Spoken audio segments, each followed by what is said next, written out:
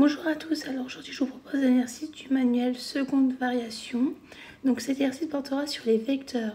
Je te propose donc de mettre cette vidéo en pause afin de pouvoir faire cet exercice et lorsque tu auras terminé, de mettre la fonction play afin de suivre la correction avec les explications.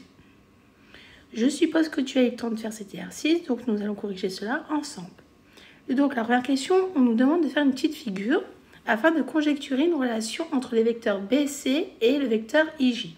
Donc on nous dit quoi? Donc on nous dit qu'on a un triangle ABC. Donc là, moi je vais faire à main levée. Je t'invite bien sûr toi à faire à la règle. Ok? Donc par exemple, là on va mettre A, B, C. D'accord? On nous dit que I c'est le milieu de AB. Donc par exemple, il sera à peu près ici. On nous dit que J c'est le milieu de AC. On va dire que c'est approximativement ici. D'accord? Je te rappelle, moi je le fais à main levée, mais toi tu le fais à l'aide de ta règle, de ton crayon à papier, etc. Ensuite, à partir d'une figure, conjecturer une relation entre les vecteurs BC et IJ. Par exemple, là, on va conjecturer quoi? Que BC, c'est égal à 2 fois le vecteur JI. D'accord? BC est égal à 2 fois le vecteur IJ, pardon. Donc, on peut écrire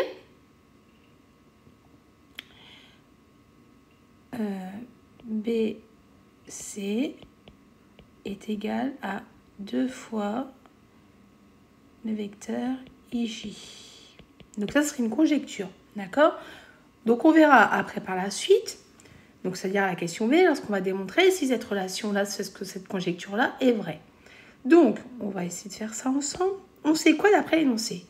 On sait que I, c'est le milieu de AB. I, c'est le milieu du segment AB.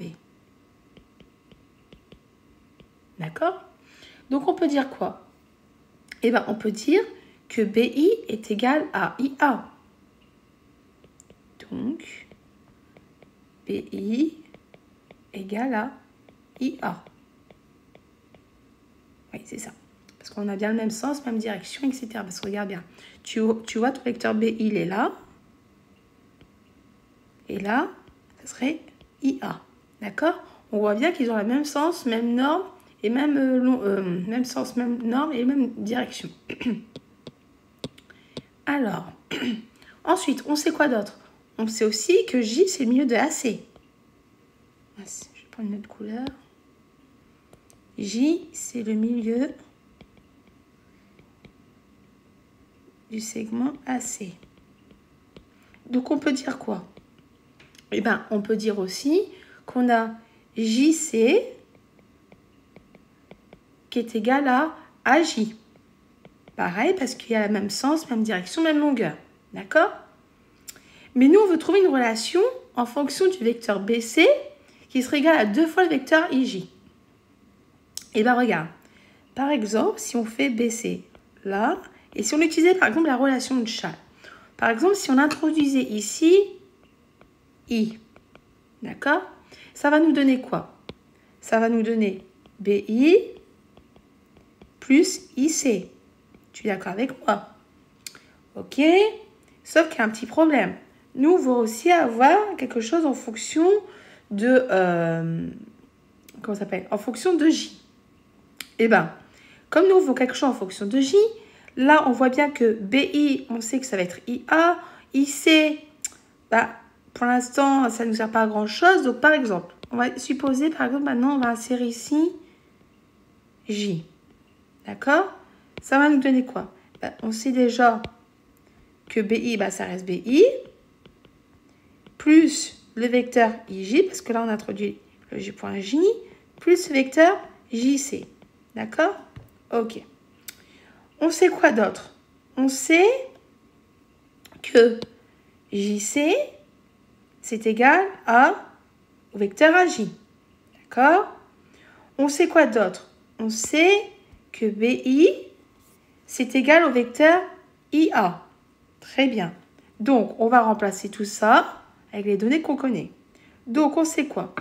Je viens de te dire, on sait que BI, c'est égal à IA. Donc, on va écrire IA. IJ, ça va rester IJ. Et le vecteur JC, bah, on peut le remplacer par AJ, parce que je viens de te le montrer à l'instant, ce qui est encadré en violet. Donc, ça nous donne quoi? Eh bien, si tu changes l'ordre, regarde. Si on va écrire la IA plus AJ plus IJ. D'accord? Et bien, on arrive à quoi? Ben, regarde ici. À l'aide de la relation de Charles, ce morceau-là, c'est égal au vecteur IJ.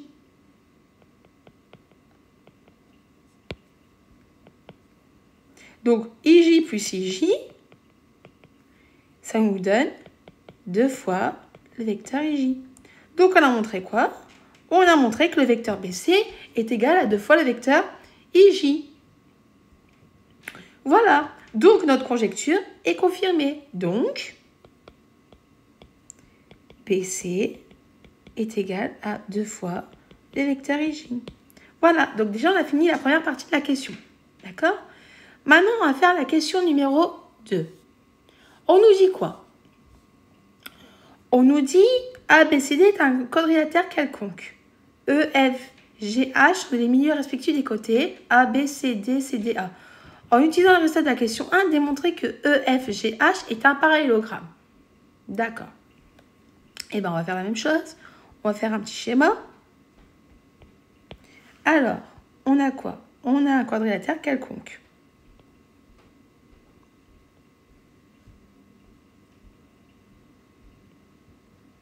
D'accord? Alors, donc on a A, B, C, D. Donc comme tu sais, hein, moi je fais vraiment quelque chose à main levée. Hein. Donc toi tu fais vraiment à taille réelle. On sait quoi? On sait que AB, il a pour milieu E. Le point F, il a pour milieu segment BC. Le point G, le segment CD.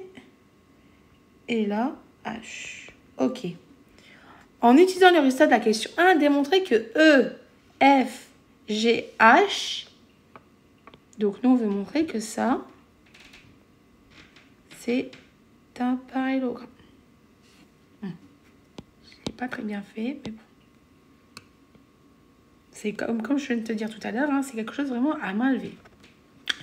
Et bien on sait quoi? Et bien regarde, si on se focalise là par exemple dans le triangle ABC, d'accord?